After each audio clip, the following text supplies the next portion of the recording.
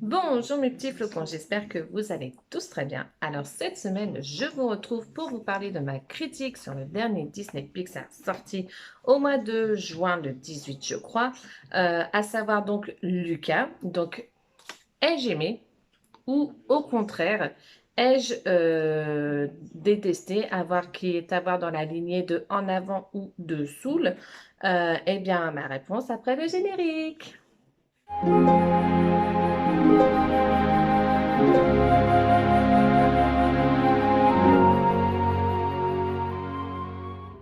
Alors, petit rappel de ce qu'est donc Luca. Donc, c'est un film d'animation en 3 dimensions qui est sorti directement sur Disney+ le 18 juin dernier. Une fois de plus, encore à cause de la pandémie de coronavirus. Enfin bref. Donc, c'est un film qui est produit par Enrico Casarosa et produit par Andrea Warren. Et c'est le 24e long métrage des studios Pixar.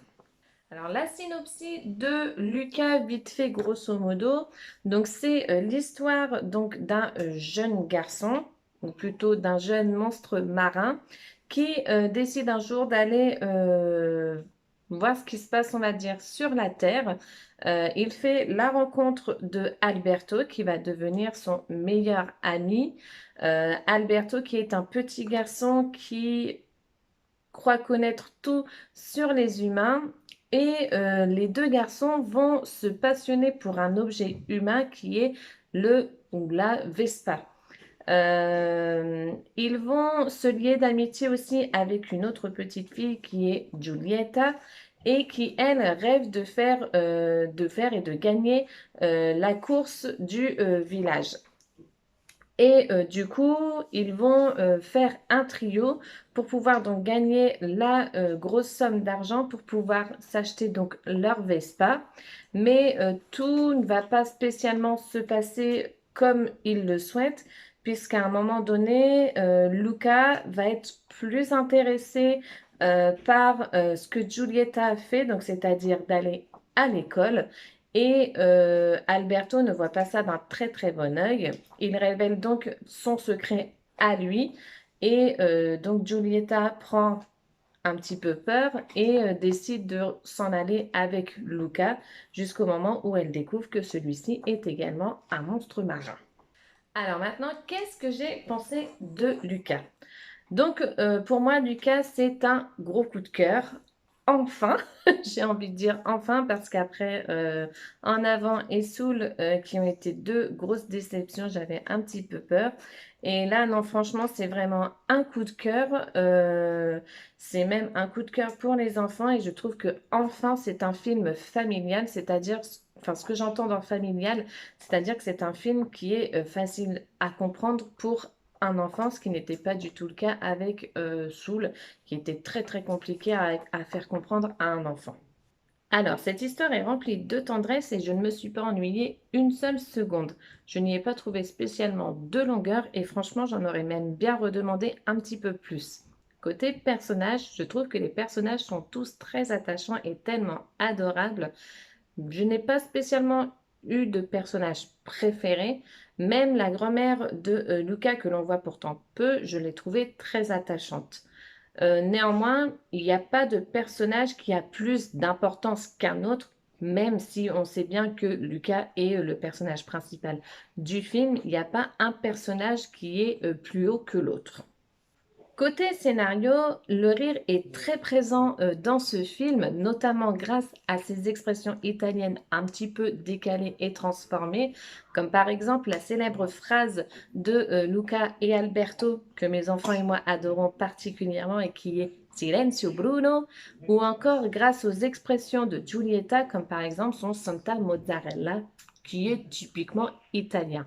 Et en parlant de l'Italie, justement, qui est, je trouve, très bien représentée dans ce film, notamment grâce à la qualité de l'image qui est une fois de plus surprenante et qui nous fait vraiment, vraiment voyager en Italie grâce à ses couleurs magnifiques. L'image est une fois de plus bourrée de détails, que ce soit sur la terre ferme ou dans l'océan. Pour en revenir un petit peu au côté scénario, la tristesse également est présente dans ce film, notamment le moment où l'un des deux personnages révèle sa véritable identité, sa véritable nature. Et là, on est quand même vachement pris aux tripes et j'irais même jusqu'à dire que la larmichette vient facilement à l'œil. La bande sonore est vraiment génialissime et dès le début du film, elle nous plonge vraiment, vraiment bien en Italie.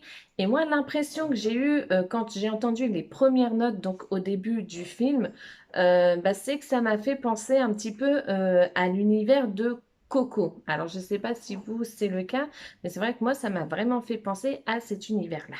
Enfin, bref, vous l'aurez compris, c'est un gros coup de cœur pour moi. C'est vraiment un très bon film.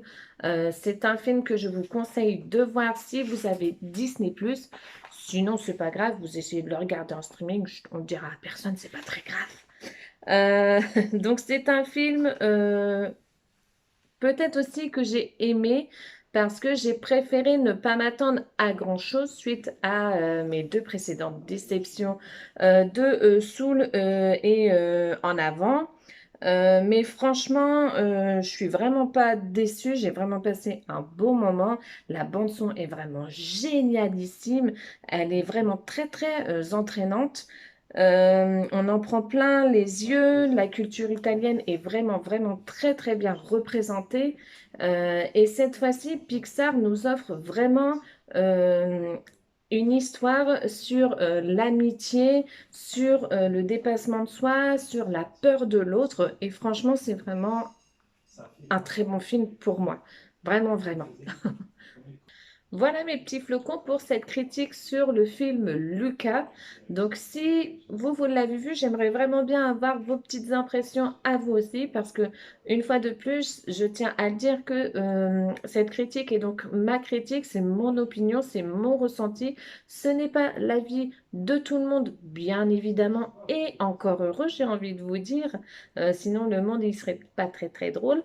Euh, mais du coup, voilà, si vous avez aimé cette vidéo, n'hésitez pas à me le faire savoir en me mettant un petit pouce en l'air.